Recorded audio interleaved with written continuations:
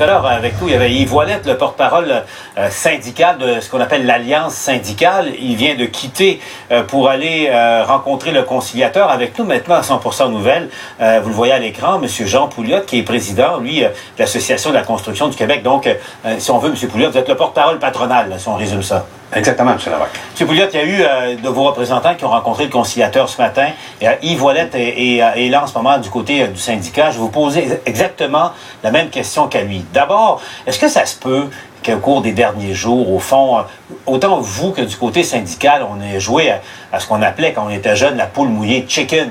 Il n'y a personne qui pensait que l'autre était pour rester ferme jusqu'au bout, si bien qu'on se retrouve au jour 2 d'une grève qui coûte, M. Pouliot, très, très cher au Québec en entier. M. Larocque, je vous dirais, nous, on n'a pas joué du tout à la poule mouillée. Je pense qu'on a présenté une offre raisonnable à l'Alliance syndicale samedi midi.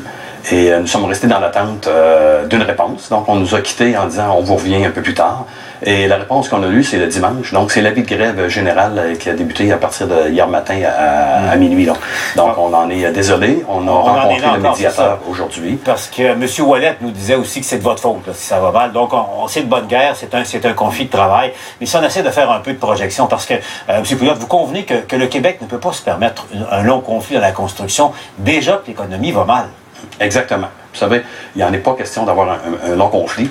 Par contre, il y a de la désinformation qui a été faite. Je pense que le but, c'est pas de rentrer de faire les arguments d'une partie ou de l'autre présentement.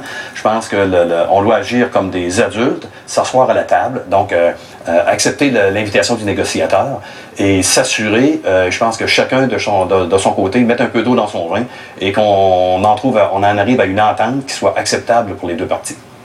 M. Pouliot, Yves Ouellette dit qu'il est prêt, il prétend, du côté syndical, donc on prétend qu'on est prêt à mettre un peu d'eau dans son vin, comme on dit, mais que sur les 5 demandes patronales, il n'est pas question de bouger. Vous savez, on parle beaucoup, regardez, on dit, on veut faire travailler nos hommes 48 heures par semaine, 6 jours par semaine. C'est pas vrai, c'est de la fausse information. Ce qu'on propose aux gens, c'est lorsqu'il y a intempérie, qu'on a manqué une journée, c'est de la reprendre le samedi sur une base volontaire. Je dis bien volontaire.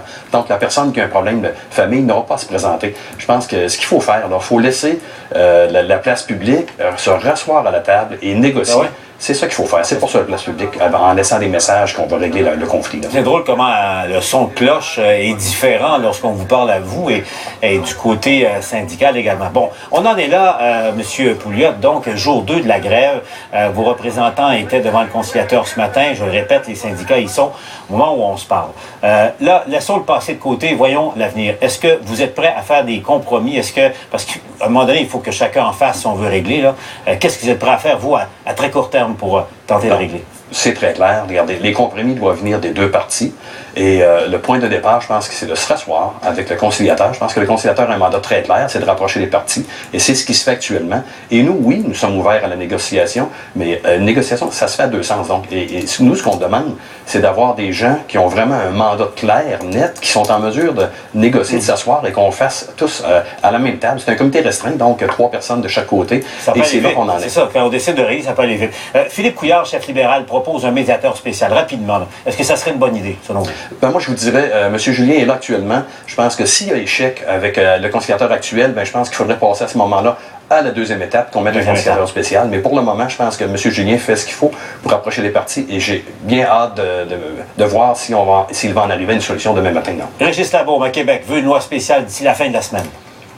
Une loi spéciale, il faut faire attention, c'est une industrie avec 4 secteurs bien différents. Je ne suis pas certain qu'on veut se faire imposer des conditions.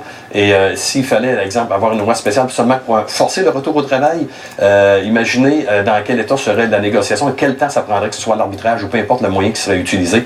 Je pense que la loi spéciale doit être utilisée en dernier recours, mais il faut que ça bouge. Là. Il faut que ça bouge, c'est ce qu'on veut. C'est ça, parce qu'on ne peut pas se permettre que ça s'éternise. Donc, on reste à l'écoute. M. Pouliot, vous nous tenez au courant si ça bouge au cours des prochaines heures. On attend de vos nouvelles. Nous serons toujours là, M. Larocque. Merci, M. Pouliot. Merci. 14h24. Pendant tout ce temps-là, Mathieu, ça se continue. Enfin, on termine le travail, l'examen de la situation